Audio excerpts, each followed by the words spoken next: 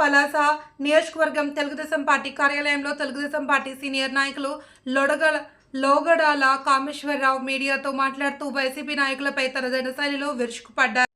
అందరికీ నమస్కారం. ఈరోజు వైసీపీ నాయకులు పూర్తిగా కనుమరుగైన పరిస్థితి వచ్చేసింది. వైసీపీ పార్టీకి ఉనికి చాటుకోవడానికి ఏవేవో అబండాలు సృష్టిస్తున్నారు. ఒక్కటే చెప్తున్నాం, మొన్నేటి పిలిపించారు వెన్నుపోటట. వెన్నుపోటు అనేది వెన్నే లేదు. వెన్నెముకలంటే ఆంధ్ర రాష్ట్రాన్ని వెన్నే లేకుండా చేస్తే వెన్నుపోటు ఎక్కడదండి?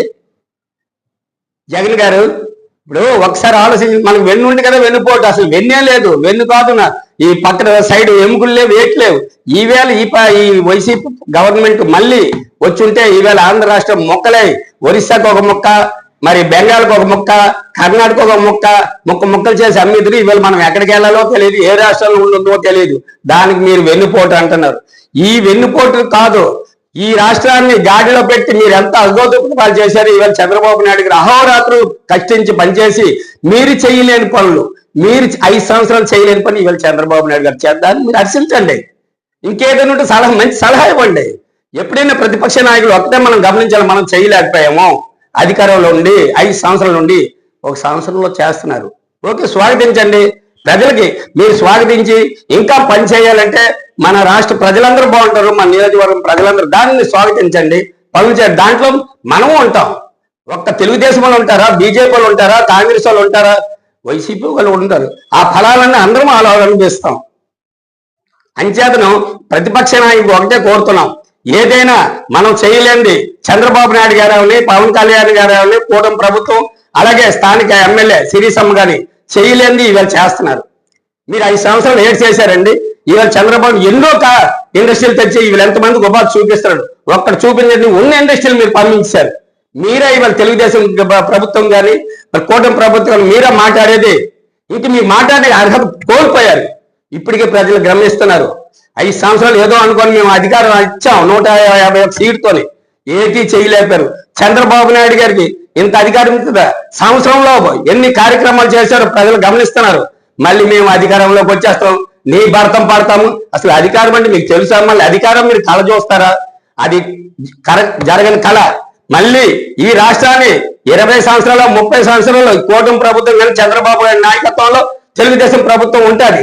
దాన్ని మరి మీరు ఎప్పుడు కళ్ళు కనొద్దు. ఇక్కడ స్థానికంగా ఏదో అనుకుంటున్నారు. మీరు ఏం చేశారండి 5 సంవత్సరాల్లో?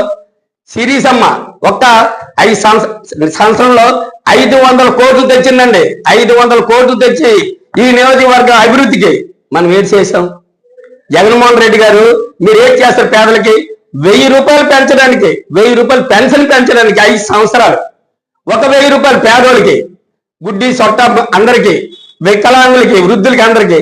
అదే చంద్రబాబు నాయుడు 3000 పెంచి వికలాంగులు 3000 ఉంటే 6000 ఇచ్చాడు. 6 నిమిషాల్లో ఇచ్చాడు. అదే పెన్షన్ 3000ది 4000 చేశాడు, 4 నిమిషాల్లో ఇచ్చాడు.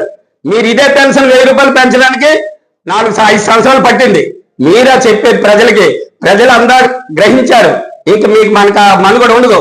మీ ఉనికిని చాటుకోవడానికి ఏదో చెప్తున్నారు, ఉనికి చాటుకోండి. కానీ చేసిన వాళ్ళకి మీరు మరికొద్ది ఉత్సాహం చేయండి, ఇంకా పని చేయండి. మేము చేయలేకపోయాం, మీరు చేస్తున్నారు, ఓకే అని సంతోషించండి.